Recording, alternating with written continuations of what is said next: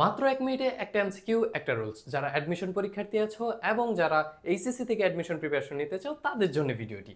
দেখো আজকে আমরা হচ্ছে ৫ নাম্বার এমসিকিউ দেখব। এখানে বলা আছে each of the boys dash present in the class. শূন্যস্থানে ভার্ব বসাতে হবে। ভার্ব কি কি আছে? Are, have, were, is. এখন যদি তোমরা কখনো ভার্বের আগে এমন একটা ফ্রেজ দেখতে পাও যেখানে হচ্ছে প্রিপোজিশন আছে, তার আগে এবং পিছে দুইটা হচ্ছে সাবজেক্ট হওয়ার মতো, কোনটাকে আমরা রিয়েল সাবজেক্ট হিসেবে ধরে ভার্ব বসাবো, তাই না?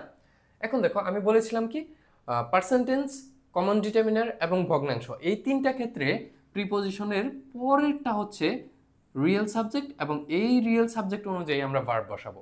কমন ডিটারমিনার এবং পার্সেন্টেন্স বলা হয় নাই এখানে, তাই এখানে মেইন রিয়েল সাবজেক্ট হচ্ছে ইচ এবং ইচ অনুযায়ী আমরা হচ্ছে এখানে ভার্ব বসাবো।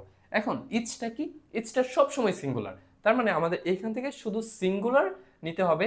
আর যেহেতু এখানে অতীত নির্দেশক কোনো ওয়ার্ড নেই, সেহেতু আমরা হচ্ছে শুধু সিঙ্গুলার এবং প্রেজেন্ট টেন্সে নিব।